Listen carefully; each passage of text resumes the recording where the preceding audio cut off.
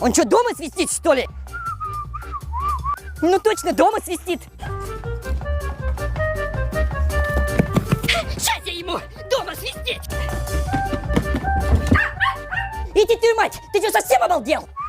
Чего? Ха, да ничего, мать на 2 работах работает, чтобы деньги заработать, а он сидит тут, соловей, распевает.